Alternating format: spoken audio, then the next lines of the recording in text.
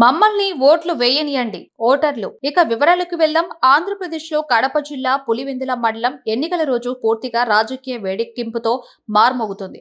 సాధారణంగా ఓటింగ్ రోజున ఊరంతా ఓ పండుగ వాతావరణంలో మునిగిపోతుంది.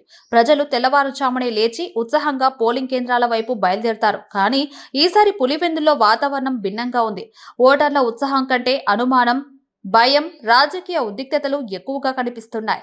రెండు ప్రధాన పార్టీలైన వైఎస్ఆర్ కాంగ్రెస్ పార్టీ, వైసీపీ మరియు తెలుగుదేశం పార్టీ టీడీపీ మధ్య కత్తి మీద సాముల పోటీ నెలకొంది. తెలుగుదేశం పార్టీ మద్దతుదారులు తీవ్ర ఆవేదన వ్యక్తం చేస్తున్నారు. పోలింగ్ బూత్లకు చేరుకునేసరికి వైసీపీ కార్యకర్తలు అడ్డుపడుతున్నారని, తమ ఓటు వేసే హక్కును హరించడానికి ప్రయత్నిస్తూ ఉన్నారని వారు ఆరోపిస్తున్నారు.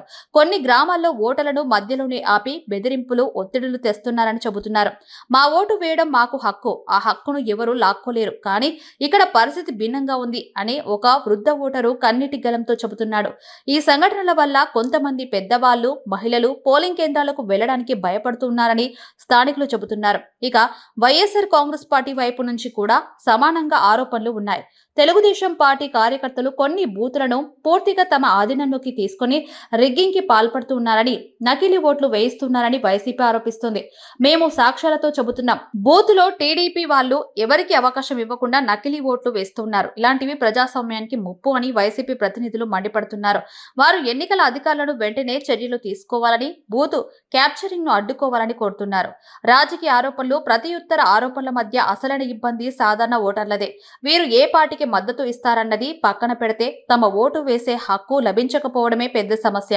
మా ఓటు ఎవరికిస్తామన్నది మా నిర్ణయం, కానీ ఆ నిర్ణయం చెప్పే అవకాశం మాకుండాలి. ఎవరి భయంతోనైనా మేము మౌనం వహించలేం అని కొందరు యువ ఓటర్లు చెబుతున్నారు. కొంతమంది వృద్ధులు, మహిళలు మేము బూత్ కు వెళ్లాం, కానీ మధ్యలోనే ఆపేశారు, ఎందుకు ఓటు వేయకూడదో కూడా చెప్పలేదు అని వాపోతున్నారు.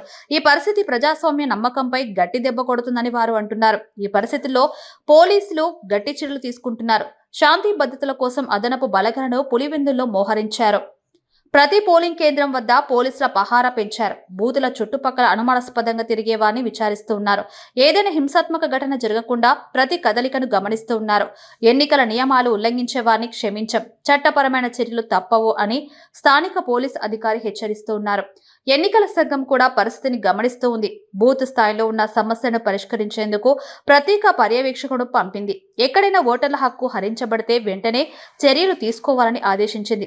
ఎన్నికలు స్వేచ్ఛగా, న్యాయంగా జరగడం తమ బాధ్యత అని అధికారులు చెబుతున్నారు. రోజంతా వాతావరణం కాస్త చల్లబడుతుందా అని చాలా మంది ఎదురు చూస్తున్నారు. కానీ రాజకీయ నాయకులు, కార్యకర్తలు, ఓటర్లు అందరి మధ్య అనుమానం, ఆరోపణలు కొనసాగుతూనే ఉన్నాయి.